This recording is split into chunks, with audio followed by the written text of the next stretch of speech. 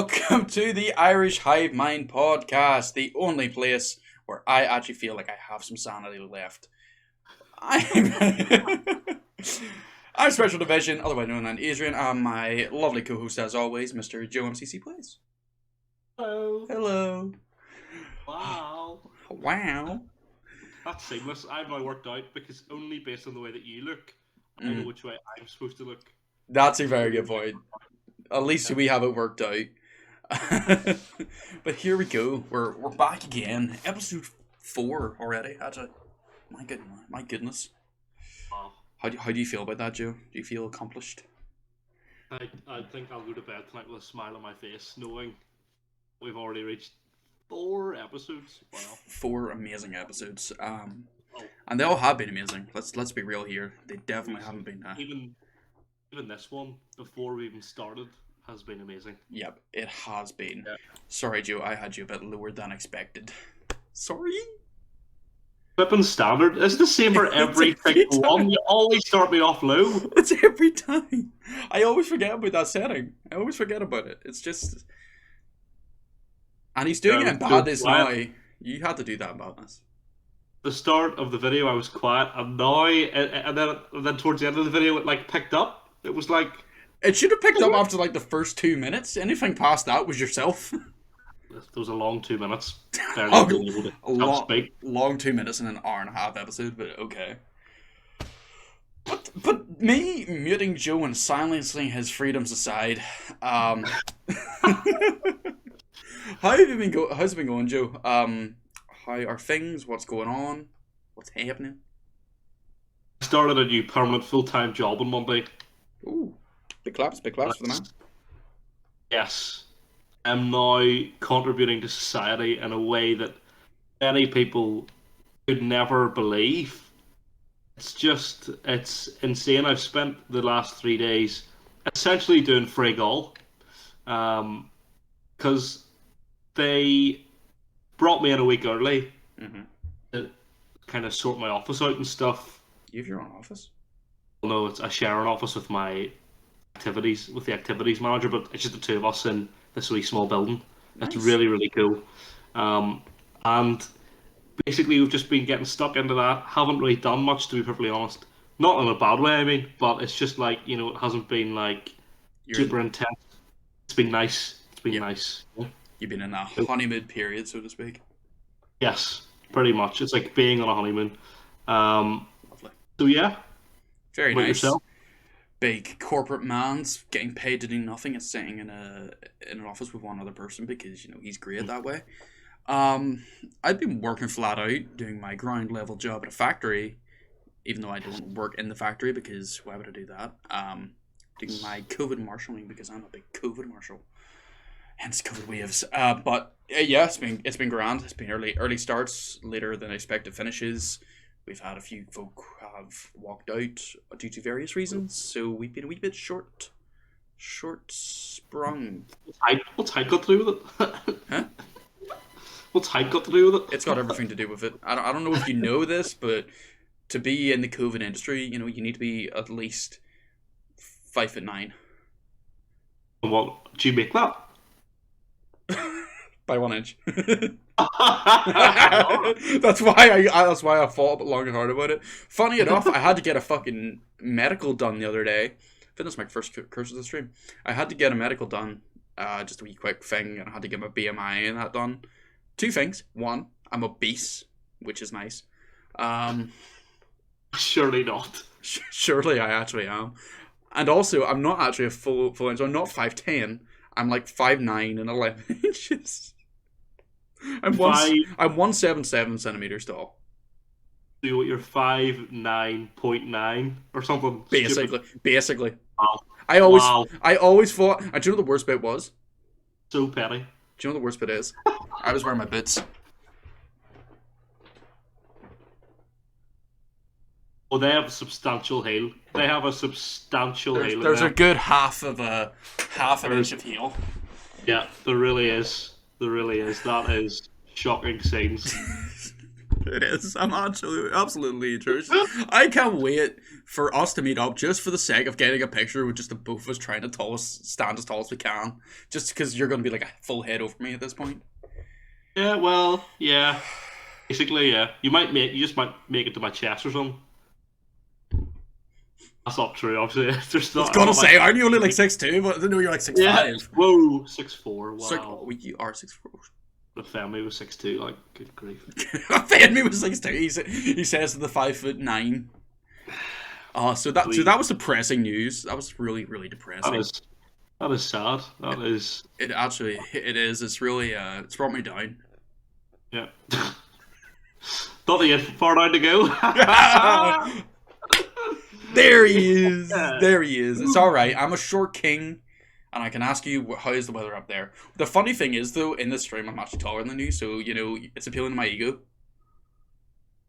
Yeah.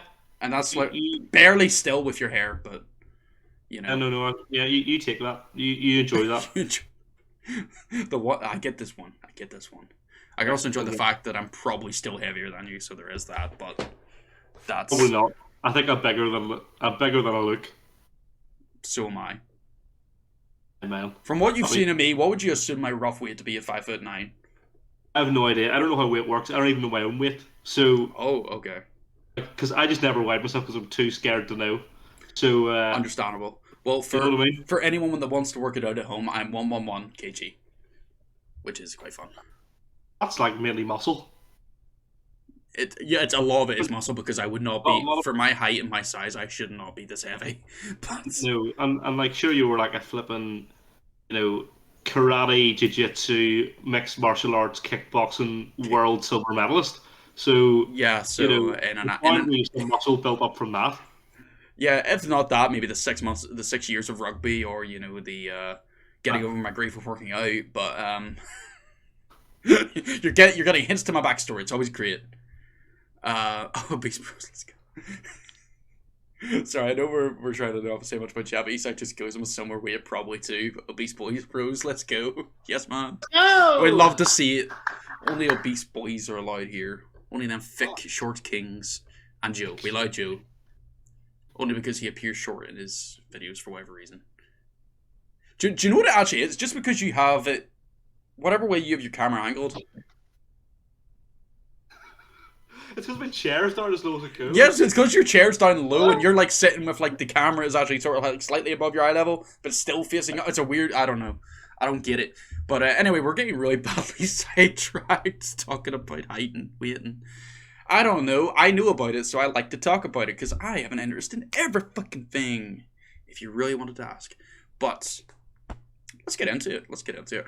First little topic we wanted to go into, just that is relevant, I guess, in the know for those that know.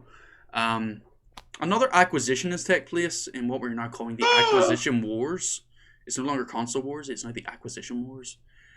Big old Sony have purchased Bungie for $3.6 billion, wasn't it? Yeah, I think so. Yeah, I think so, if I remember the number right. So that's another acquisition under the belt after the whole Activision Blizzard stuff last week. So that's fun. Let's quickly reiterate that this deal did not happen in the last 2 weeks. Oh, right? No, definitely not. You know what I mean? This was not a response to Microsoft's purchase of Activision. They didn't go, oh crap, we need to go buy a company that Xbox worked alongside right at the beginning. Right, let's go find Bungie. Let's go, come on. That's obviously not what happened. Oh, definitely not. Like, this is, I think, from what I've seen... Just say the timing of the announcement has probably something to do with... Oh yeah, the timing of the announcement and the Q&A they did following the announcement of the acquisition. Definite jabs at Microsoft. Yeah. But, in saying that now... Joe. But, like, as you say, I think this acquisition has been in talks a lot longer than Microsoft going and impulse buying Activision Blizzard, so it is much more of a case of it's just more opportune timing than anything else. With Sony have said they've got another like $12 billion to play around with in other acquisitions that they have in the plans. What a weird thing to say. Yeah, like announcing that with ones like we got $12 billion more to play with, guys. Don't you worry, more's coming. You've got 12 billion to play with. Now I know you're only worth 3 billion, and now that you know this information, you're going to want us to purchase it for 6. But we could go up to 12 if you want. Yeah. We're just going to put out there. We have 12 billion sitting here. Yeah. So if we offer you 2, go raise your price. Go raise your price because we have the money there. Such a weird thing. But do you know what the worst bit is though with that? Is that probably are in so far into the talks with other companies that they can say we've got 12 million as our budget. That's on top of this already near 3.6 we've already spent. So we're buying companies that are going to be in and around the same thing as you'll expect Bungie to be. Is what I would roughly take from it. So Sony have never made massive acquisitions, right? It's all been like their whole model has been to purchase these devs that they have good working relationship with. However, it's been talked about on other podcasts. I wouldn't be surprised if they bought From Software, which we'll be talking a lot about today in tonight's show. But I think they have a very good working relationship with them and also with Square Enix. So if they go for a big studio, it'll be one of those two. yeah. But if they keep with their current thing of buying smaller devs and then those devs making unbelievable games, there'll probably be some studio that we haven't thought about. Probably, I would say that's more like Tailgate mentions the Ubisoft there as well, but I honestly don't see Sony buying places like Ubisoft or Tech2 or insert other big name here that I can't bring to my mind. Doesn't match Sony's current way. Plan has been recently. I think the difference with something like FromSoft is that they already have a very good working relationship with them anyway. FromSoft have, as of recording, released 6 of the Souls type games, 2 of which were exclusive to PlayStation. Yeah. So, which tells a lot about what that relationship is currently. Never mind. There's never been like an exclusive deal with Xbox, so there's already some sort of working partnership relationship that's there with Sony. So I wouldn't be surprised if we saw that potentially. But that would be the only one I could see being like if they went big, then that would be a big statement. Yeah, can I mention what Isak just goes there? Yes. Sony's plan is not to sexually harass women, unfortunately. Therefore, Ubisoft is out of the picture. Yes, we got the one. Hold Ubisoft accountable. That's the one we get this episode. You'll love to see it until I go into another 20-minute spiel. But, yep, so Acquisition Wars, they's be happening. Microsoft will be taking Sony Picture Studios next, and that's what's going to happen. Coined it. That's the MCC pledge, I guess. I don't know. I was trying to do that. McGregor had a prediction thing, and I forgot the way it went, and I tried to make it work, and it just wasn't working. I think Mac was his thing, was it not? Oh yeah, it was it was Mac something. That's right. He was Mystic Mac. Mystic Mac. I should have knew that. Why did I forget that? Wow. Not even a proper world kickboxing silver medalist, like, honestly. Why do I tell anybody anything? Because it's literally just like the full title of kickboxing world silver medalist. But forget the most important bit, that it was in Portugal, it was amateur, and I was 17 at the time, so come on, let's maybe not... 16 actually? It's more than I've done in my life. It's more than I've done in my life. It depends how you want to quantify success.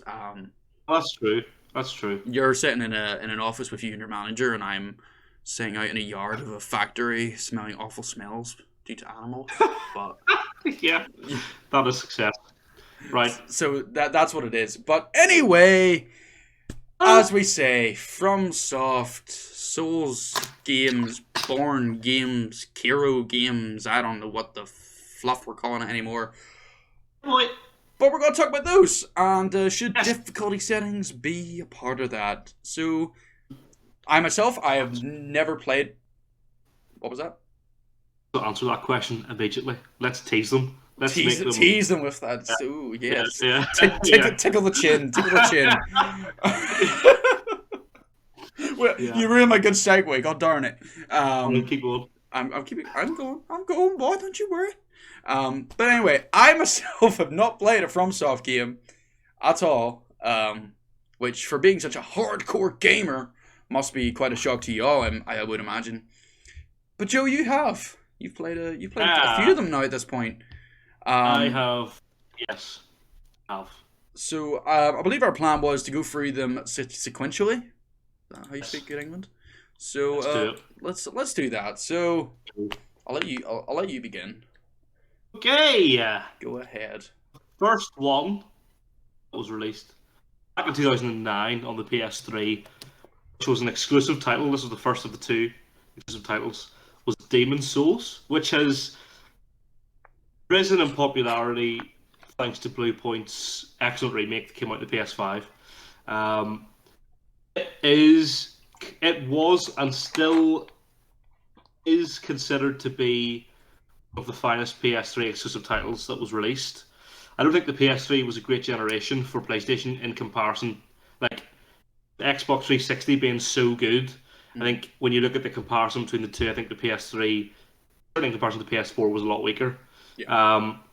But it was the first. It was the first of these games that brought in this infamous difficulty, and one of the big features within Souls games in themselves is that the narrative is often told through objects and things you pick up in the world. You can read through lore descriptions, and that fills in the blanks. I think that it's not always about story. It's often about... Well, no, it is. Sorry. That's what I mean is story doesn't get shoved in your face, right? You can pick up as much of the story and the lore as you want, but big appeal of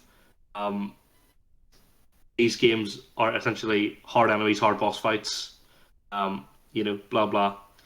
In the original game, the bosses were considered to be difficult. This was probably due to graphically it's nowhere near as good, and so it's difficult to make things out. I think when you compare how the bosses look in the original to the remake, the difference not only in quality but like in how much you can actually make out and see makes a massive difference. Flame Lurker in the original game is considered to be probably... Flame Lurker is considered to be one of the top 5 most difficult bosses in all the Souls games, and I'm not saying that from my own opinion. That's based on... I've watched numerous rankings on YouTube of the most difficult bosses because of his unique and erratic moveset. At the time, I got these for every game. We've looked at how many copies were sold. The original is thought to have sold about 1 million copies for a first time out. That's not bad, but there's no numbers yet for the remake. But by now, I would say, because Demon's Souls is the only Souls game that I've finished, it's easily the most accessible Souls game that's out there. The PS5 version, anyway. Yeah, I was gonna say, do you mean the PS5 or the original? But PS5 one. Yeah, to be fair, out of all of them, Demon's Souls would be the one I know the very least about, even with the remaster, other than what I have picked up from watching your streams when I ever get a chance. So, shameless plug to yourself. They look like really fun games, I will say. Yeah. And I have seen, from all my Souls watching experience, I've seen some fair bit of rage from those that find the game a little bit difficult at times. How, in your personal opinion, what do you think is like the... Do you think they're difficult? Do you think you would prefer to be able to play them on a different difficulty setting for your own, say, like accessibility or ability to play? What's your actual thoughts on that? No way. I think the whole point of the game is the whole point of these games, and let's talk explicitly about Demon's Souls, right? Yeah. Because just because that's what we're on right now. If you go for the right build, right, this game can be easy. No, I'm not even joking. I went for like the royal build, which is basically the noob build. You know, it's magic and melee. Basically, you can do both very effectively. Magic is so broken in this game that whatever order I played it in, the game is structured like you have 5 different worlds, right? Mm-hmm. And then you have like each one has like its own section, and it's essentially like, and the best way you can describe it to someone new is like you have to go from it's like a mini roguelite, right? Mm. You have to go from the start of the level and beat the boss every time. Now Yeah. you will unlock shortcuts and you will get better. The more you play, the better you get. It's as easy as that. Mm-hmm. But if random wave like Ben helped me a lot with this, if you get shown the OP stuff, Mm-hmm. this game becomes easy, right? I there was a boss in the 5th Archstone, the first boss, which I didn't do for ages, and I was OP for it, and I literally one shot it. It was a 15-second fight. Mm-hmm. It wasn't even a fight, to be honest. It was embarrassing, and some of the whole point of Demon Souls was that the bosses are kind of this was their first foray into this genre. A lot of the bosses have gimmicks. And if you know the gimmicks and if you understand the gimmicks, then the fight is a no contest, right? So I'm trying to think of examples. Like there's one where he's blind. He's got like a bandana, like a thing around his eyes, and he like stumbles along. But if you wear a specific ring that makes it really difficult for enemies to hear you, you literally just hit his legs and then run, and then it's almost boring to like if you exploit the weaknesses, they can become boring because I think in the Souls franchise and those types of games, the thrill comes from how difficult the bosses are. Mm-hmm. So whenever you exploit the weakness of a boss, the kick that you get for beating it, Yeah. first time, second time, you don't get whenever you're like, I just dismantled that. Okay. That Yeah. was easy. Do you know what I mean? Yeah. I get the way you mean. Does that where you say there's a gimmick that can sort of like make bosses very easy? Is that follow through with the rest of the series, or is that just more in Demon Souls? Um, Demon Souls has most gimmicky bosses, Okay. or certainly, or like there will be gimmick bosses in. I haven't played Dark Souls or Dark Souls 2, although I think there are a couple of gimmick bosses, Mm-hmm. but there will only be like 2 for the whole game. Yes, Whereas instead of like a consistent thing. pretty much every boss, apart from 1 or 2 in Demon Souls, is a gimmick boss. So there's balance is slightly different. Yeah. Gimmick bosses will exist, and FromSoft will always, and they've been very good at trying to rewrite the formula and experiment with new things, and we'll get to that later on. But Mm-hmm. I think that Demon Souls is pretty much gimmick boss central. Yeah. Really, you know. Mm-hmm. Just from what I've seen from Ryan there, he says he thinks Demon Souls, even the remake, has the most outdated AI as well, which makes it so that those bosses become much more exploitable on a out of universe explanation. Which probably is the case. Like that's obviously it, and there is a lot of people that will go to find glitches in AI and pathing and boss timings and whatever, which does seem to be a big part of the whole series anyway. So in that sense, it sort of makes sense that more plays into that fact where like obviously Demon Souls being the beginning game is going to be the easier game compared to when you get farther into it, and there's going to have more difficult bosses based on the fact that AI gets more complex as we go. Yeah. But yeah, you were saying earlier about like the roguelike stuff. For one, you're absolutely selling me on going into all of the Souls games. I really can't wait. But like roguelikes, I think yourself. I do quite enjoy myself a decent wee roguelike from time to time. My Absolver playthrough sort of showed me that, as well as the fact that I also am a masochist and enjoy punishment. But would you say from what you've seen of say me playing Absolver and what you know from your games, do you think there's a similar through line there with the it's a lot of it is also that getting better, but also that exploiting weaknesses. What do you think really plays into the difficulty in that? Do you think, personally, do you think that you would rather bosses not have a gimmick or not have an obvious exploitable weakness, but have them just be incredibly difficult? Or would you rather have it the other way, where like they can be difficult, but when you know what you're doing, it really does lower the difficulty threshold or level? So first point, Absolver for me when I watched you play that it felt like a Souls-like game, Mm-hmm. right? you had to be extremely what's the word I'm looking for here? Like purposeful with your actions. Yeah. So it wasn't just spamming buttons. You had to understand your enemies and learn their moveset. Yeah. Um, I think I don't mind. I think gimmick bosses are okay if they're not stupid, Mhm. right? Or if it's not like, oh, if you exploit our one weakness, you can beat us in like 2 shots. Mhm. If it's a gimmick boss and you have to like, but it takes like a couple of minutes. The whole point of a Souls game is to teach you to get better. Mhm. That's kind of the whole point. The get good thing is almost not an insult. It's a way. It's a mentality in these games. Mhm. You need to learn to get good to progress. Yeah. Um, but I just want to make the quick point in that when I say about the roguelike thing, Mhm. that only really applies to Demon Souls because Demon Souls structure is like you can't progress in this section until you beat the boss. The Souls games have bonfires and they're more regular, so it's less of a Mm. it's less of that like, oh crap, I need to do it this time. Yeah. Yeah.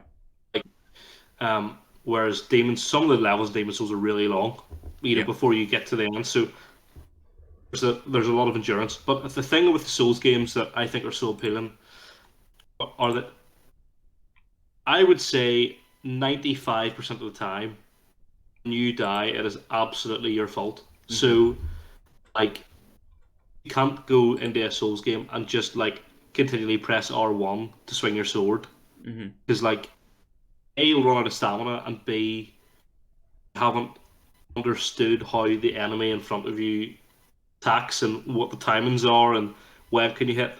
Now there are some easier enemies, but the easier enemies in this game would be like your intermediate enemies, like even more difficult than some of your in other games. I think Mhm. that's interesting. I think just briefly touch on Dark Souls as like a series. There's 3 of them, right? Yeah. The first one is like the most of them, probably the best received of all of the games. I think score wise, does very well. It came out in 2011. It was the first of the Dark Souls series, um, and it moved further away from Demon Souls in terms of the gimmickiness. Mhm. Has some of the most difficult bosses in the series, but this is includes its remaster. It sold 5.5 million copies, Mhm. which was a big spike compared to then Demon Souls. Mhm. Then they had Dark Souls 2, which was a big miss. I think Mhm. it's not a big miss. There's no bad Souls game, but this one's considered to be the worst by many people. Mhm. I think it can be a bit. Uh, there are times whenever the game screws you rather than you being bad at the game. I think there's times where it's just like they try and be difficult for the sake of being difficult. You know what I mean? Yeah. Um, it's a bit annoying, and it sold 2.5 million copies. Yeah. Should say it was the only Souls-borne game that was not directed by Hidetaka Miyazaki, who's like the legendary leader of this Mhm. genre of games. He's like the guy Yeah. Can who, I? Can, yeah, Sorry, I'm only interrupting you to say I'm very impressed by how the fact you pronounced his name.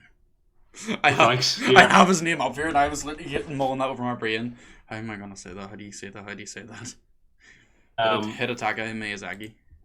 exactly. Yeah. So Even I it's missed. like it was like so. Obviously, Elden Ring comes out in like 3-4 weeks from now. 3 weeks. Mm-hmm. And there's an interview out with Miyazaki last week, and like all the Souls-borne community were like, "Everybody stop! There's a new Miyazaki interview. We need, we need to listen. We need to hear what he says." So he's like, in that community, he's well, not even in the community, outside the community as well, a massively respected game director. Yeah. And Dark Souls 3 came out in 2016, and directly in between Dark Souls 2 and Dark Souls 3 was Bloodborne, Yeah. which was PlayStation exclusive, but we'll get back to that. Yeah. Now, it's the last. It's already been confirmed to be like the last Dark Souls game in that series of games, and used the best of both the games Mm-hmm. as trying to remove the worst Yeah. from the two. So I think a lot of people see it as being like the definitive Souls experience. Yeah. Dark Souls 1 has that like nostalgia attached to it, and that it's the first one and blah blah blah. And a massive, massive success. It sold 10 million copies. So absolutely huge success for FromSoft. Yeah. I've played the first third of Dark Souls 3. I first tried to play this game back in 2018. I like literally just got on PlayStation, and I was like, I hate this. This is awful. And I was like, well, what a waste of my money. Like, I can't remember what I spent on it, and stopped. And then after playing Demon Souls on stream, I went back to it. And honestly, whenever you understand how the game works and learn it, the difference is just it's a night and day difference in it. Absolutely so. Fair. Yeah, I really need to play the Souls games. Something that really confused me for a while, just completely out of the topic of the difficulty thing, was why one of them is called Demon Souls and the rest are Dark Souls. It's like, did they just want to get less edgy or what? But I now understand that like they are different, like lore, even though they're like on a surface level they look like the exact same product to me. Not the exact same, but like they are. There, yeah. Which is a weird thing because I don't think we've seen a lot of that in like the industry and stuff, where it's like Demon Souls being like the prototype before they melded themselves into Dark Souls. You know, I don't know. It's one of them weird things on top of that. But just gonna go off what Ryan was saying here. He goes about Dark Souls 2 not being directed by Miyazaki because Miyazaki was already moving on to Bloodborne at that point, which is fair. Which we're gonna get into Bloodborne here next. Dark Souls 3 is mechanically the best because it had the benefit of Bloodborne in it, of Bloodborne. If you go back to 1, 2, you'll really notice. Okay, so like they took the good parts out of Bloodborne as well to adapt them into 3. That's the point there, yeah. Fair. But yeah, I don't have a lot more I can say other than the games do look incredibly difficult. And I don't really know why I stayed away from them for so long, but I think it mainly is because they say there's that high difficulty curve.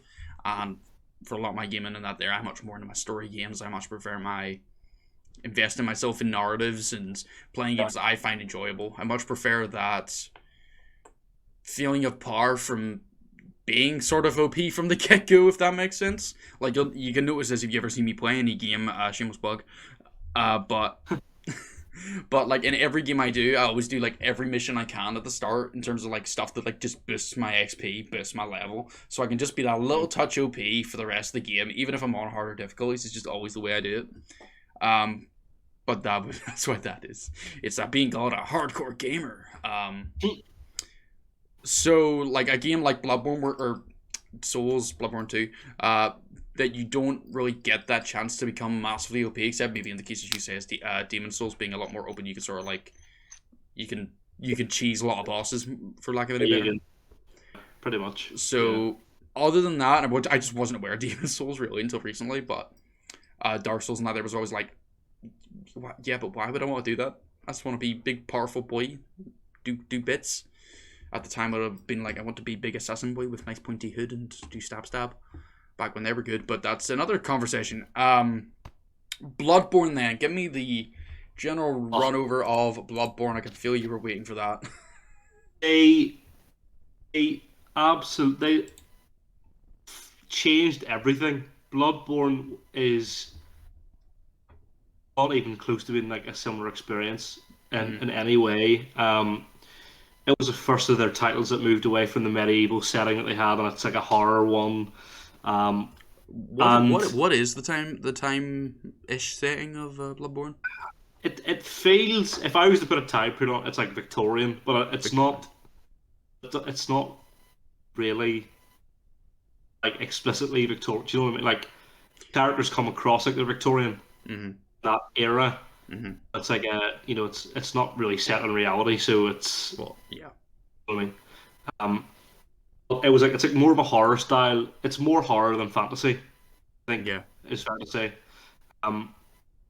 The thing that Bloodborne introduced was this like aggressive combat style, right? So I think definitely in Demon Souls, just from my experience, if you have an enemy come towards you, if you just sit with your shield, they hit your shield and then you hit them back, right? So you play defensively That's your best form of attack. Mm-hmm. Bloodborne encourages players to play aggressively, because if you take damage, so if you take a hit from an enemy, you immediately go and hit them back. You can actually regain some of your health Mm-hmm. by immediately going and hitting them back. There's also introduced like this gun parry system. Mm-hmm. So gun like guns were never a thing in Dark Souls, and it used to be shield parries. Really, you don't use shields in Bloodborne, you use guns. The idea being that when someone's attacking you, you shoot them, and then that gives you a chance to hit a riposte on them. It's a pretty cool system. And they also have a system, which I only found out recently, where if you mistime a dodge, the damage that your enemy does against you is 40% higher than a standard hit. Oh, So right. it like punishes you for not getting the timing right as well, which is pretty interesting. Mm-hmm. That's a pretty interesting thing. Bloodborne is considered to have not only some of the best boss fights in any of the Souls-borne games, but probably the best world building in any game ever made. Some people think the lore in Bloodborne is one of the best in any game ever. And there's calls for it to be released on PC. There's calls for there to be a sequel. There are calls for Bloodborne to get an FPS boost because, oh my days, does that game need an FPS boost? It is so jarring going from like most games being 60 and then Bloodborne still at 30. It's just, it can be jarring at times. Yes, hello. You raised a good wee point there. With a game such as Bloodborne and Souls as a franchise, right? A large part of the difficulty in itself is the fact that you need to get timing right. Yeah. Yeah. So Yeah. the problem with upping it to 60 frame per second is that's gonna probably make the game a lot easier. For the simple fact that a lot of what you're depending on when you're playing games like that, you're depending on invincibility frames, you're depending on actual acute timings, which you're getting through the 30 frames. You can see each frame. Well, you can't see each frame, but you know when each frame's coming. You know at what point to back away, what time to do this, what time to do that. When you have the bonus of doubling the frame rate, you're gonna see all of the telegraphing is gonna be like a lot more apparent. I would find anyway. I'm not a game developer. I wish I was, but from what I could see, is that would be probably an issue I'd find with that. Is you were going to have to you would if you're going to do that, you would need to make a Bloodborne sequel and have it be, or a remake, and have the attacks work into the frame per second, whatever it is, instead of being able to just upskill one without sacrificing the inherent value of one game. Just in the keys of difficulty itself. It's just when you said that. Because like a lot of people said that's why Demon Souls remake was easier because it was 60. It was a lot smoother. Yeah. I think Bloodborne has the two difficulties of Bloodborne has its frame rate, and sometimes the position of the camera can be so bad. Like just you can get screwed over by poor camera position. Like that can be a thing. Yeah. Veterans would argue that you should know where to be to get the best camera position. If you're a new player, I don't think that's very fair. Yeah. Like, if you're, you know what I mean? If you're a new player and the camera is screwing you over, that to me is not on you. You know, that's that's not really a case of difficulty in that sense. Then that is just a bit of less than good game design. Please don't kill me, Souls fans. But such Teal'c says, in games like Jedi Fallen Order, you do have those camera issues as well. I did find those a lot of times. I think it's just to do with the fact you're so far out from your character and hitting walls and hitting these environments that are very cool. And boss arenas and that there can be an issue. I definitely found that in a couple of my playthroughs. But as we said, I don't think that's really an issue with difficulty itself, though. That is more of a game does need a slight touch of adjustment in that sense. But it's what you can do. You can't do much else about it. But yeah, no, I would agree. But yeah, any other thoughts on Bloodborne and the difficulty with it? Bloodborne is pretty tough, I have to say. I think because you have to play aggressive, it is counterintuitive because you're playing as a boss. It's also aggressive. You think the best thing is to actually stay away, but actually, the more aggressive you are, the easier it becomes. Mm-hmm. More pressure you put on the boss, Mm-hmm. easier that boss fight is. I think that, like, I've only actually beaten the first three bosses, and I'm on the fourth. Because I started it and then other games came up, and I stopped playing games for a while and all that kind of thing. Mm-hmm. I love Bloodborne. Like I fully. It was the first Souls-borne game, sorry, I should say, that I had Soulsborne made Kira. it. That I made it. That actually ignore Sekiro for a second, just for this point. But it was that first game that It was the first Souls-borne game that I had beaten the first boss in. Um, I'll explain why I'm gonna ignore Sekiro for a second, just because reasons. But it was the first real like Souls like experience for me that I beat the first boss and was like, wow, I've actually beaten the boss. Like um, I feel like I hadn't done that in any of the other games, so I learned a lot of stuff from playing that. I will go back to it at some stage, but like, yeah, I think it's brilliant. It's so good, and I've watched playthroughs, and the lore is nuts. Like the lore is crazy. It actually is mad. Mm-hmm. Can you Um, give me the quick rundown of the lore? uh, no, because I couldn't do it justice. Okay, that's fair.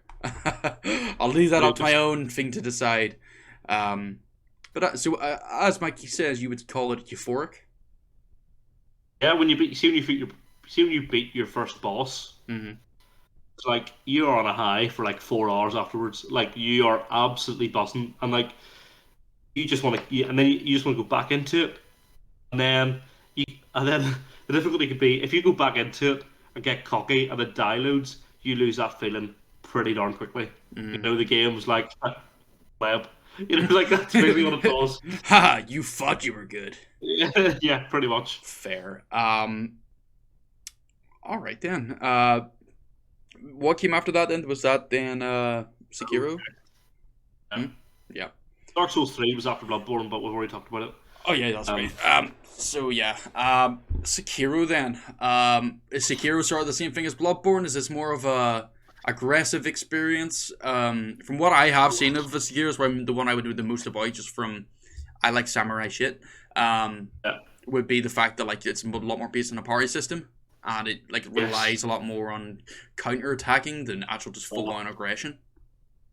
Oh my days. Sekiro's like my top three favorite games of all time. Oh Like, fuck, high and I haven't praise. finished it. I haven't finished it. I got about 75% of the way through. Mm. I do want to finish it someday, but I don't have a copy of it anymore, and my PS5 digital, so I'm gonna have to wait for it to go on sale. Fuck's Uh, sake. oh my frig! What a game! Hero is nuts. Like, so here's the thing. See, for Souls veterans, Sekiro was so controversial, Mm. right? Because um, you were taught in the Souls games to either block, dodge, a couple of hits in, and go back. That's your tactic, right? It's all about using those sexy iframes, get away from the boss, a couple of hits in, move, couple of hits, move. Kiro was like, nah, that's what are you talking about, right? In fact, it went, don't even worry about the boss's health bar. It's not even about their health. Mm. It's about their posture. Mm. And oh, because it was the first of these games that I had played, Mm-hmm. I took to it very, very quickly. In Yeah. fact, I think that's the advantage. If you play Sekiro having never played a Souls game, you're actually likely to initially be better than veterans because veterans are too busy dodging because they're not used to parrying. Mm. But then I think so. My mate introduced me to Sekiro, who played all the Souls games, and he also loved Sekiro, but it took him ages to get used to. But I noticed that I was better initially, but then as the game progressed, he got better and better because he's used to the difficulty that comes from other games, and I wasn't. Yeah, so you get a lower your barriers of entry as a newcomer, but you do have a lot. You also still have the betterness of the try and true difficulty settings of the or lack of difficulty settings of the Sekiro Credits Bones games. Barnes keeps. And I can't speak. Ironic for a podcast. But I think that Sekiro. Oh man. Yes, aggressive playstyle. Like if Bloodborne was aggressive, this one's more aggressive. You have to be on top of that, on top of your even any general enemies. You got to pressure them. And it is every enemy. It's pretty much about getting their posture and then getting a death blow. So basically, the way it works is if you parry an enemy, the higher their health is, the less effect it does on their posture, and the quicker their posture recovers. But the more they take damage, so you are damaging their health, right? Mm-hmm. But it's not, the health isn't what gets them killed. It's whenever their posture bar gets full, then you get a death blow on them. So for bosses, for example, usually in the Souls games, the big boss health meter runs along the bottom of the UI, right? And that's their health. Mm-hmm. Whereas in Sekiro, they have a posture bar that runs along the top. But in the top left, they've got a tiny, tiny wee health bar, which basically means that doesn't really matter, right? It doesn't overly matter. The health bar is not really a thing. Yeah. So for my more fighter game type of centric brain, what it basically is they actually have small health pool. You're not actually really damaging them when you're breaking posture. What you're doing is they're defending you, and their defense is getting slightly weaker because you're being so aggressive. So you basically have to keep hitting this creator until his guard breaks, and he just and then you can just finish him off basically. Or on the flippity flip, if you parry them repeatedly, that also breaks their guard. So often you get better posture damage by timing of your block. So the Sekiro system works where it's actually, and we'll talk about this in a second, but it's exactly the same as Jedi Fallen Order, right? In terms of you block with L1 or whatever it is, but if you press L1 at the right time, you get a parry, right? Sekiro, that's like the bread and butter of Sekiro. That's exactly what Sekiro is. The story is told differently. The story is actually more in your face than all the other FromSoft games. Yeah. There's more cutscenes. The narrative's told more throughout the world. It's less. There are still lore points from the items, but it's less about that. And I actually think it was originally developed to be a sequel to a game. I can't remember what it was called. It was originally developed to be like a sequel to an already established IP, but then they changed it up so much it became its own thing. Yeah. It was its own game. But the only sales figures I could find was that by July 2020 it had sold 5 million copies. So again, huge success for FromSoft, and it got Game of the Year 2017, I think. So post game news. Let me look this up. Game of the Year. Go ahead. Oh dear. No, that was. Oh no, it was. It was 20. It must have been 2018. That was God of War. I thought it was. Sekiro, sorry, was Game of the Year 2019. 2019. I apologise. Yeah.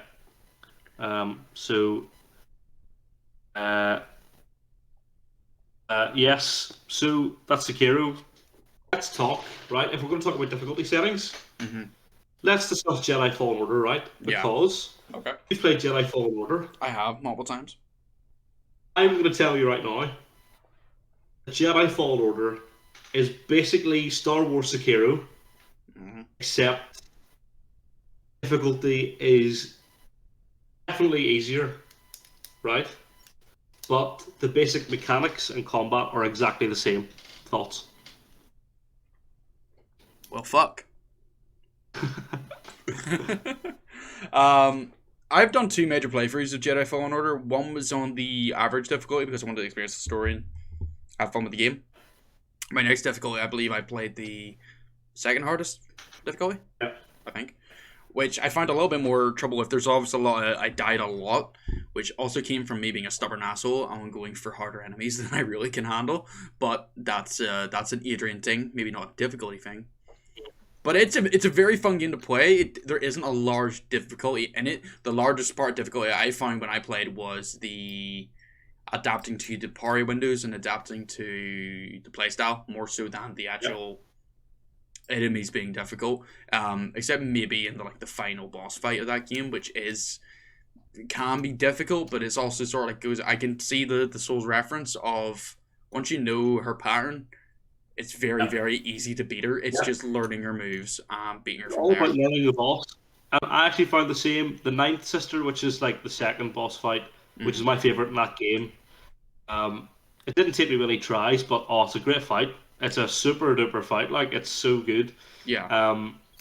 But yeah, I mean, obviously the big difference is that you get force moves and stuff in Star Wars that you don't get in. Yeah, I think you're a lot more OP than you actually would be in, say, Sekiro being a bit more ground is maybe not the word, but you're a lot more closer to an average person than you are in Fallen Order, especially as you go through the game. But as you say, the Ninth Sister fight is absolute. I mean, it's such the a boss fun fights boss fight. But the boss fights are all kind of hits. I think the bat one's a bit strange, but actually it's not a miss either. I think it's pretty good as well. It's definitely not a miss. It just doesn't really sort of tie into Star Wars the same way. Like, the Ninth Sister is a quintessential Star Wars fight, even with the fact that, like, her pulling out the double sabers, like, in the middle of the fight. It's like, well, you could have led with that, but it's like the anime rules. You don't power up initially. You fight your way up to max level. Yeah, and even the last boss fight is, or actually no, that's a lie. What's your man called? Tar, what's his name? Guy on what's the place called? Frank, I've forgotten the name. Yes, the guy in Dathomir. Taran Malkos. Yeah, Ryan got it there. Taran Malkos. A tough fight. That is a tough fight, that one. Mainly because the arena's so small. A very small arena, and he is a very aggressive fighter.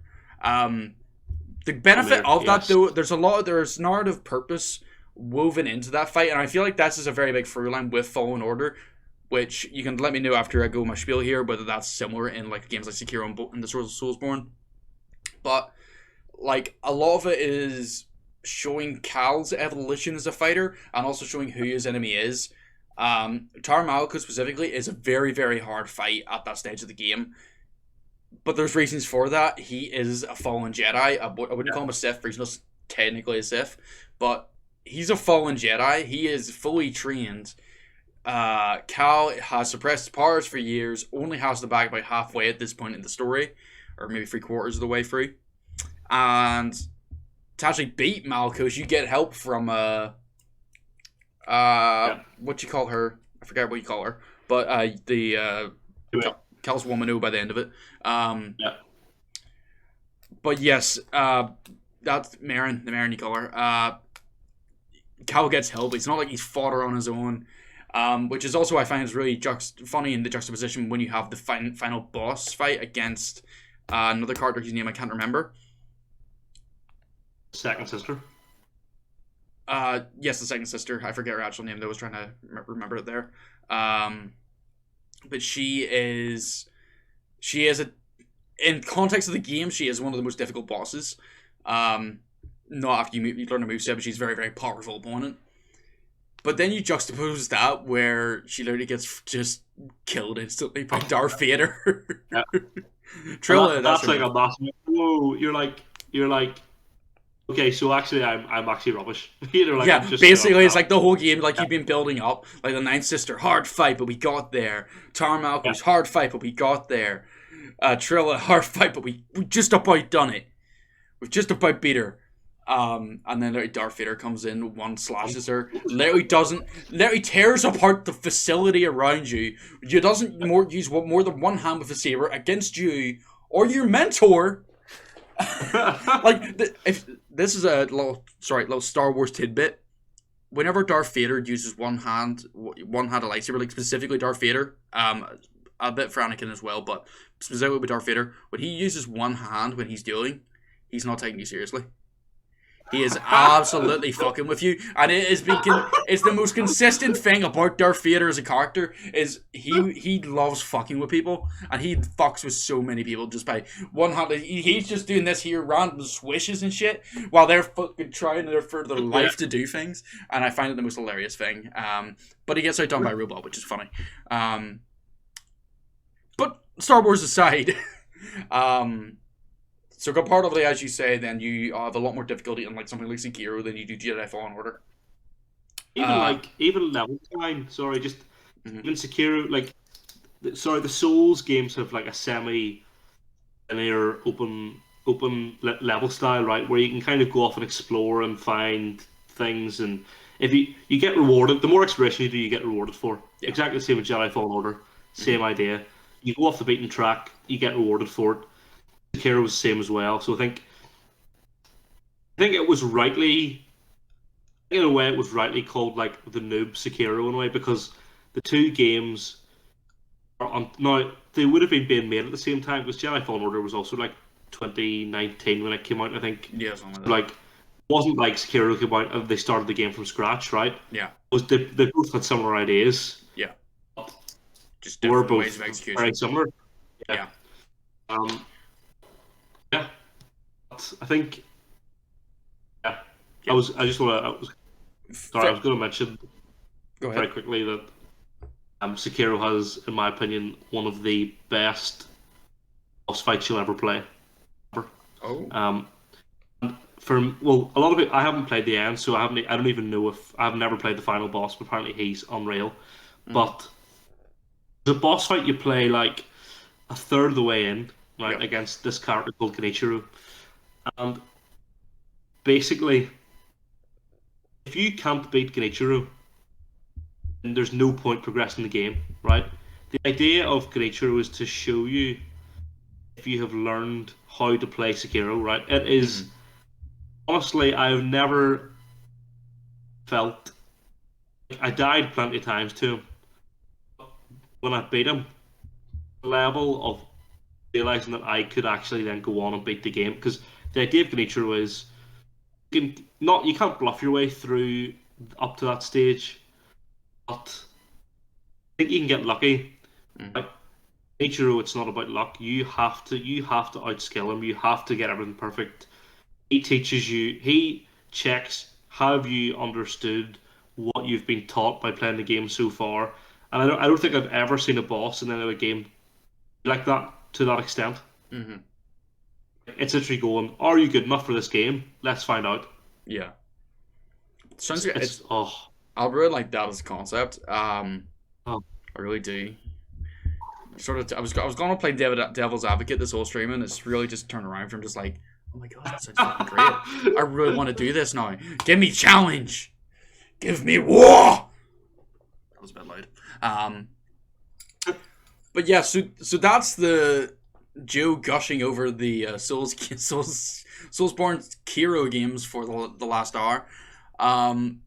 Transitioning a bit from that, we've obviously talked a little bit about the difficulty in them and should that be a thing or not, but going into the sort of like the wider topic and sort of sum up that as a whole and in more in the industry as a whole, do you think that like games shouldn't have a difficulty setting in this regard still? Do you think that like say specifically for the Souls-borne Kiro games that a difficulty or more accessibility for those games would have been beneficial in both a gameplay sense and in say a financial business sense, if you so wish?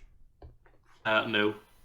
I think the appeal of those games is their difficulty. Right? And do you feel like there'd be a lot taken away from the fact that you say you have skill difficulty or different difficulty for different things? Do you think that would take away from the experience in its entirety? Yeah, actually, I do think it would. Yeah, I really do. I think, and I don't, and like I'm saying this from my point of view. Anybody can play a Souls game and do well. It just requires patience. If you don't have the patience to learn the mechanics and get better, that's not on them. That's on you. Valid point, but what about those, obviously not all gamers have copious amounts of time to sit through a game and learn every parry, every timing, every window of opportunity within these type of games. But they still might like the game. They might think, oh, the world looks really cool. The lore looks pretty interesting. I want to be a knight in this medieval fantasy or Gothic Victorian London or medieval Japan. I forget the actual word, but there you go. Like for like adult gamers, like say for like people like say myself, I work my 40, 50 odd hours a week and come home and I'll play games to relax. Maybe not as much anymore, but coming home and playing a game to relax for a couple hours. I can't be arsed with Call of Duty. I can't be arsed with that shit. But I might play Souls-borne. From that point of view, I feel like a difficulty setting would be beneficial.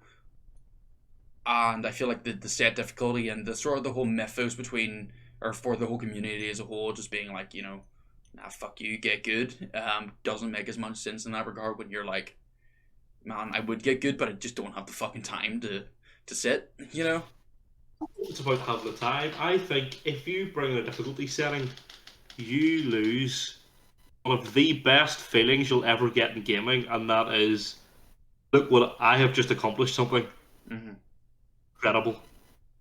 And the thing is, I love Sekiro. I haven't finished the game. I don't care. Like, I loved it. Yeah. Like I like what I've played. I absolutely loved. So it's like I clearly at that whatever time that was, can't remember when I last played it. I got to a difficulty point I couldn't get past. It hasn't stopped my enjoyment of the game. Yeah. And I know I'll go back to it at some stage. I think it's like I love Zelda, right? Mm-hmm. The bosses are so easy, and like you don't get that same feeling of accomplishment. It's not the same. Do you know what I mean? Yeah. Like I think it's just so good. No, he goes to Zelda. No, I do get that. But then, as Mikey says, he goes, well, then do you have like the time for any game? I don't think that's maybe a fair question to say. Like, this is coming from the perspective of somebody who works a lot of hours. They come home and they're tired and they want to play a few games. They can have other commitments. They can have children. They can have whatever. And they just don't have time to be a patient person sometimes. But like when you look at games like say like The Last of Us Part 2, for as much as I love to slag The Last of Us Part 2, that game done wonders for accessibility and allowing a wide range of people to play it. When you think about the difficulty settings, every setting in that game can be tweaked and can be altered for you to have a tailored experience to what you can manage. If you're physically not able or you don't have the time to be able to invest heavily in playing on ground or playing on permadeath, you don't have to. You can play on easy mode. You can run through a lot of the game but still get the story purposes. Or do you feel like that's maybe not the same because there's not as much of a story emphasis on Souls-borne Sekiro games? But there's a lot of experiences like that I see, especially when, like Mikey said about it there. If someone can sit and play, for example, Witcher 3 for hours on end, they can play a Souls-borne for a bit and get through it. I feel like that's a very slight job there.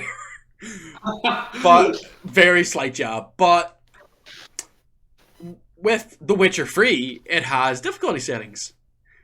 Doesn't it? Yeah. Well, let me just put a caveat. I didn't like The Witcher 3. Should they make the game so that I like it? No. But I didn't like it. You raise a very valid point, though. You make a very valid point there. It wasn't the difficulty that turned you off The Witcher 3, was it? But it was another aspect of the game. Which aspect? It was how bloated it was, how massive it was, how like you go into the game and it's like, what the frig am I supposed to do? This game's flipping huge. Yeah. So then the caveat could be, are some open world games too big? Should we be narrowing them down? That's a very good point. People would say no, The Witcher 3 is one of the best games of all time. Mm-hmm. So then it's like it's the exact same point with the Souls games. The Souls games have some of the best level design, genuinely, you'll ever see, and some of the best enemy AI and design that you'll ever see. Mm-hmm. But the difficulty turns people off. Witcher's got one of the best stories and the best side quests, and is pretty much universally loved. But some people think the world's too big and too overwhelming. So yes. It's kind of like, I know it's not the same because I think Souls games are less accessible because a lot of people just don't want to play a hard game, right? But not everything in a free market has to appeal to everybody. And this is a valid point. Not everything does have to appeal to everything or everybody. But I do think that there is an important distinction to be made between, games being difficult for the sake of, obviously, Souls-borne Hero maybe is not the prime example because, difficulty is just a major integral part of that game loop. And it sort of goes into extrinsic versus intrinsic motivation. You have an extrinsic motivation to play through Souls-borne game, but you have an intrinsic motivation to play through a Witcher game. The Witcher games I will agree, they do, they're very, I wouldn't say bloat is the right word, but they are very, very heavily packed with information and things to do, and gives you a lot of options, which I personally really, really liked once I got over the initial, there's a lot to do just from right in your face, and that is maybe a bit of an issue on the implementation of the elements, but when you compare that to, say, a Souls-borne game that isn't, that literally is just, it's not, it can't just be all fight hard boss. Like you've said yourself, Bloodborne has a very, very good, a very, very good story, which is very in-depth and detailed in that. Somebody wanting to go and understand that story, but being turned off because they physically just cannot get through these bosses. It doesn't just count for those with not a lot of time, although I'd say that's a big quantity. We also, especially now in this growing market, we have a lot of people who games just aren't as an accessible feature, whether that be to say color blindness. Maybe they're just not as quick as other people, because those people are now a lot more getting into games now that we have a lot more accessibility in the marketplace. Do you think that maybe that should be more of a thing, that there could be a more of a precedent for difficulty settings, if for no other reason those that may have been turned off these games simply because they're physically not able to play them will then get a chance to be able to experience these other titles, which could, it would help the games and may not fully take away, because you can obviously, it's not like you're being forced to play the game easier than it's meant to be. You have a recommended settings, you have an easier setting. Conversation, that the accessibility thing is a different conversation to difficulty, I think. And we're talking about physical accessibility to games. Well, not say physical, I'm more meant on the... I think The Last of Us 2 is a game that has done something that nearly anybody can play. Mm-hmm. Yeah. Accessibility in games isn't very good. Yeah. Anybody, in general. Yeah. So I think that's a separate issue. Mm-hmm. I think the point of the Souls games, let's say, right, why does COD appeal to people, for example? Because it's a multiplayer game they can hang out with and, play with their mates. Yeah. Why does God of War appeal to people? Because it's got one of the best stories ever written in video games, right? Mm-hmm. Why does Mario appeal to people? Because it's a family game that you play to kind of relax with. Why did Souls games appeal to people? Because people who want a challenge have a game that gives them a fair challenge, not one that's based on... A lot of games do difficulty selectors in most games, and I play all my games on hard difficulty, right? That's just the type of guy that I am. The only difference in some games, right, is that it's not that the enemy AI changes. It's just that they deal more damage and you deal less, right? So that's all a difficulty selector is. That's all it is, really. But in the Souls games, each enemy is made constructively to be difficult at first, right? And you'll notice it straight away. It'll be really difficult to start, right?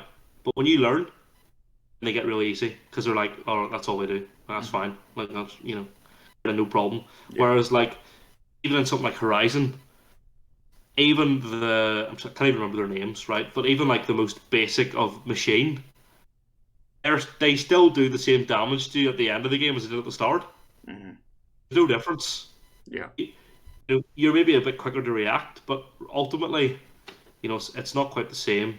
Mm-hmm. But I think this leads into a very good point in that in 3 weeks' time, Elden Ring comes out. Mm-hmm. And it is Miyazaki's belief that Elden Ring will be the most finished Souls game ever made. He said, it's not easier, but but because it's open world, you can do as much as you want. So there's loads of bosses in the open world that aren't like main bosses, they're like side bosses. Yeah. But like you beat them, you get upgrades, you get better, right? Yeah. So like I was saying earlier about going through all the side quests you can before you go to the first boss type of thing. Yeah. So if you like go and build up and get all, level up, you should then be able to do the harder bosses a bit easier because you've gone and explored, and that's the reward. He fully believes that Elden Ring is going to be the most accessible Souls game ever made. He said that they haven't changed the difficulty and their ethos doesn't change, but because it's open world, the way in which you approach the game, it's a lot different, basically. What are your thoughts on that? Does that remove, does open world in that type of game, even if it's still difficult, does that remove do you think that will increase an accessibility barrier for people because they can choose to tackle the game whatever way they want? Yes, I do. Right, I'm gonna drop my devil advocate here for a second because I don't like it. Personally, I don't believe difficulty in terms of Souls-borne specifically in that there should be a thing. I do think that you guys are right. Souls has it for that. Elden Ring specifically, I do think it's a very good thing in terms of like the accessibility conversation of being able to allow players to go at it at their own pace, which I feel is is going to broaden that market out a good bit. And I do think it can be nothing but a good thing. The only one downside I could see is due to the way Dark Souls, Bloodborne, and Sekiro are sort of laid out, is you're not going to go up massive leaps of strength between each bosses more so than the game devs are intending. There's going to be a much more finer balance with that in Elden Ring because, as Miyazaki has said, you can go and play every bloody mini boss before you ever tackle the first boss, and then your OP is all shit and can get through the entire game in one go, which does sort of probably feeds into maybe what you were going to say, but like it's maybe going to make the game too easy for people who do go that route. Obviously, you don't have to, but I'd say there'll be a lot of people who do want to do that because you know yourself. But also, then some of those side bosses might be more difficult if you tackle them in the wrong order. So it's kind of like like you might go to a side boss before you should have. It might be more difficult. You might still beat it. It's kind of like it's risk reward. Like I don't think it's going to be easy. I think the idea that Elden Ring is going to be easy is stupid. Like I've seen so much footage for the network test, and it is not easy. Like it's definitely not easy. It's easier potentially. That's only because there's so much for you to do. Yeah. I don't want to get this misconstrued. I don't think that it is going to be like an easy experience, but like I do think there's going to be a larger ability to jump into it because you can go into these mini bosses and be a lot more ready because obviously they're not like as Ryan was saying there. It's not that you do level up in those Souls-borne games, but it's more on your own ability and understanding of the game than it is on any core mechanic leveling you up. Elden Ring being an open world RPG type of game is going to have those features. Like you're not going to be doing the sort of the same damage levels in the same way. You know, like obviously you're going to be getting more powerful weapons and stuff in a Souls-borne game. I understand that, but it's not going to be to the same extent as it will be in an open world game where you can go through you can go through these mini bosses to be exponentially stronger than you would be in the same game in a Souls-borne where you get to the first boss, etc. Which, as I say, does a lot of wonders for accessibility and may steep off as you get further into the game, but there is going to be that aspect of like your own ability and understanding in an open world RPG is probably not going to go as far as it will in a game that is tailored to be all in your own ability and understanding of the game. Which feels where the easiness conversation comes into play because there is. I might disagree. I might disagree here because I think that their ethos and philosophy from FromSoft won't change. So their focus has always been that the player themselves gets better more so than the character does. Yes, the character needs to level up in order to match the health pool of the bosses later on in the game. Yeah. But you as a player, you get infinitely better than you were at the start. And you can look at people like me. I think if you got into Souls games, you'd be the same. I am a casual, a massive casual. These games are still accessible to me if I try. Demon Souls remake, maybe a bad example, but that game was one that I like.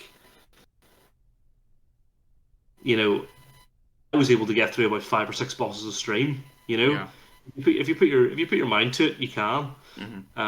But I think that Elden Ring will challenge people in different ways. I think you'll encounter more difficult encounters out in the open world than you'll realize, and I think you might die. You could die less, but I think you could feel yourself being a lot of endurance battles, and I think you could really feel it. I think it could be mentally tough at times. But I think Elden Ring's gonna be great. I genuinely can't wait. It's gonna be awesome. So good. Yeah. I've definitely go through some comments. Yeah, I'm gonna break my facade here now completely. I don't like this devil advocate bullshit. I don't like it.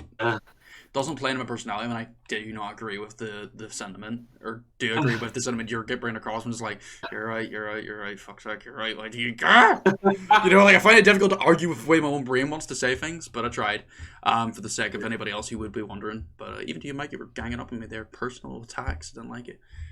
But as you say, yes, let's go through. We did ask beforehand on Discord, and we also did ask on Twitter, but about some thoughts that our good gamers have on these things and on this conversation.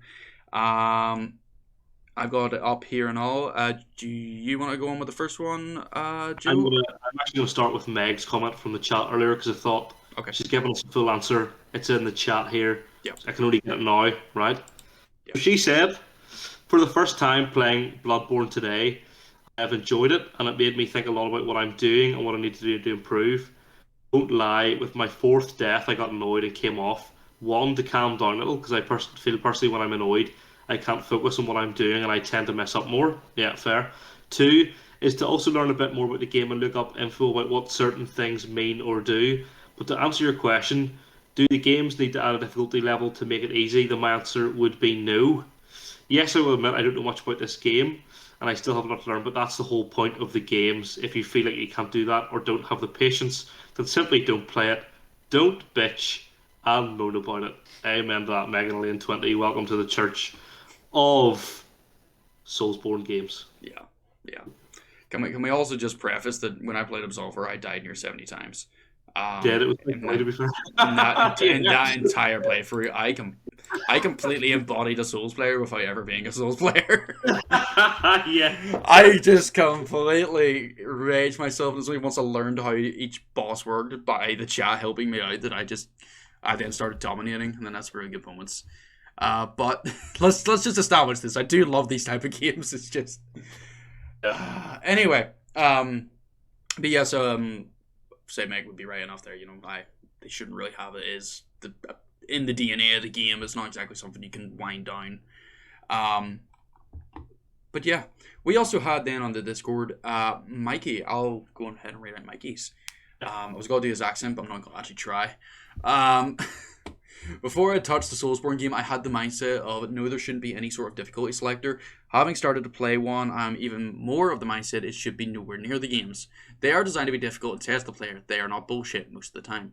They are there so you learn patterns and develop strategies to overcome bosses, not just flip the difficulty down to super easy to sleepwalk through it. The euphoria you get once you beat something that is bloody hard is fantastic, and having a difficulty selector takes away from that. I see people say the whole get good thing is an insult. It is the opposite of that. It's an encouragement to learn and develop better strats and improve as a player.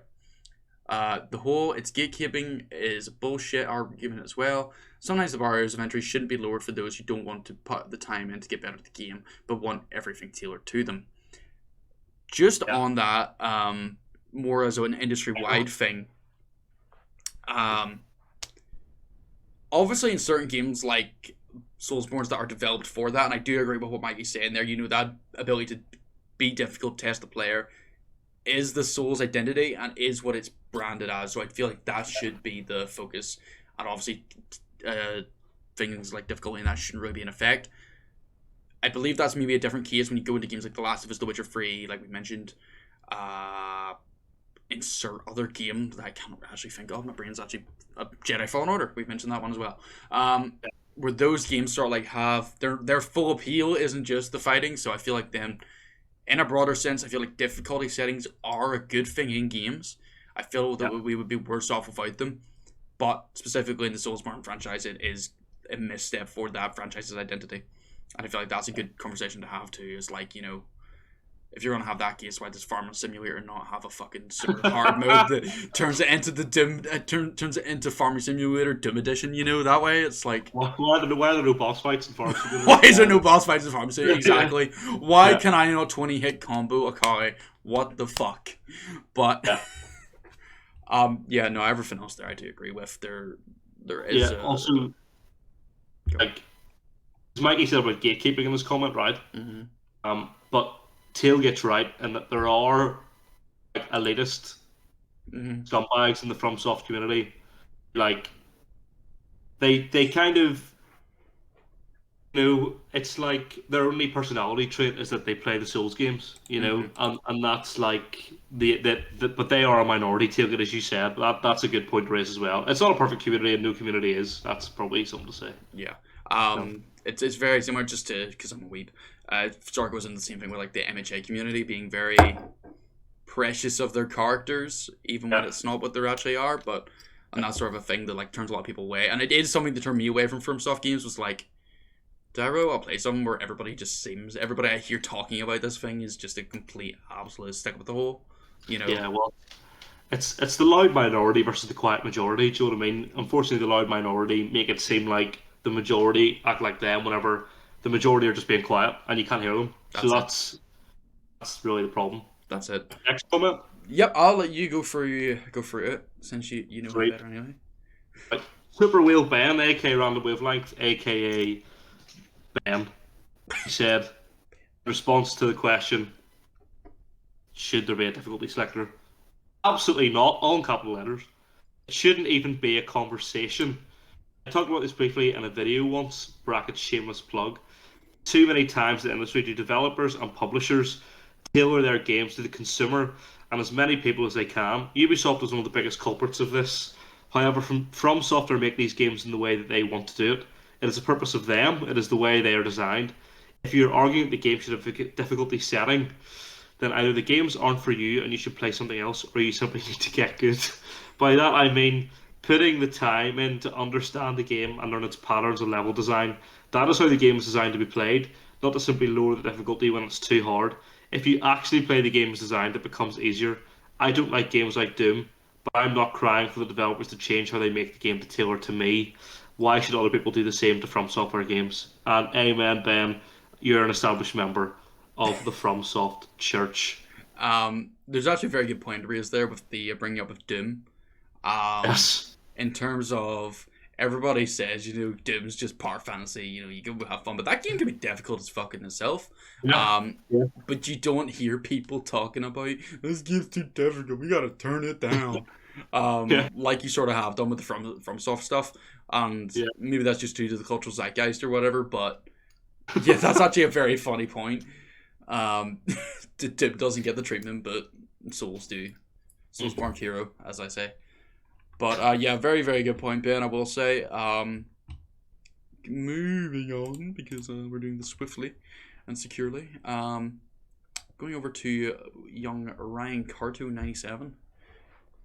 Big Ryan in our chat at the moment.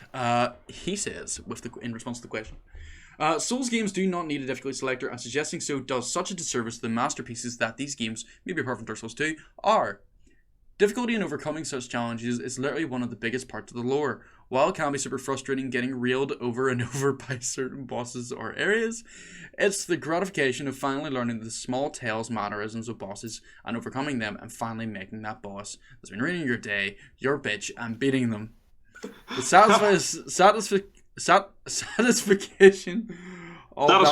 satisfaction, I can't read. All that feeling, knowing you overcame a great challenge, all by your own ability to learn and adapt your playstyle or whatever, is a feeling not many games offer. People always associate the Souls-borne games with difficulty, but they're so much more than difficulty. The mechanics of the game are often overlooked because people just assume it's too difficult. The term "get good" is obviously a bit of a joke, but at the end of the day, the idea is how you beat these games. You learn the mechanics, the world, the enemies, and the best strategies for dealing with them. You gain confidence and overcome the challenge. Difficulty of these games doesn't need touching whatsoever. Amen, Ryan, an established elder of the Church of the Stuffed Front. elder. Jeez. So, Yeah. can I also just say I love the way you worded that entire thing. Except for not, phonetically sounding out satisfaction, so I could actually say it. The it's interesting that you put this question out, and that the overwhelming response from. Can we point out that Meg and Mikey are newcomers to Souls games, right? Ben has got the plat for Demon Souls and Bloodborne, and Ryan is like a Souls vet, right? So this is literally all three different stages of people who play these games, and they're all universally saying you should definitely not have difficulty selector. Definitely. I feel like that is the consensus we've come to at the end of this, is just screw them Like difficulty selections. That's the conclusion of the thesis that was this podcast. Indubitably it was. People will be writing their skill papers on this shit for the next 25 years minimum. Oh. This will be their skill paper. They'll just transcribe this entire video. Makes sense. A lot of me. There'll be a lot of Joe. A lot of Stato Joe. Yeah. I think Joemccplays plays. It's just Joe's face is the title. Exactly that. I'm using that in a thumbnail now that you've done that. Perfect. Thumbnail done, boys. Perfect. But Nice. the Irish Hive Mind, episode 4. Hope you all enjoyed. Hope you had a great time. Thank you to everybody who's been here live. Thank you to Joe, my wonderful co-host. And thank you to you, whoever is watching this on YouTube. You're always appreciated. If you can follow us on all the socials, they'll be in descriptions, or we'll do shout-outs after this bit. But thank you all so much for watching. Join us again in 2 weeks, where we will be discussing video game burnout in the modern landscape, etc. And what else happens, who acquires who. Joe's going to acquire Ubisoft. This is what's happening. Sorry. But anyway, guys, have a really good one. See y'all later. Peace out. Peace. Bye.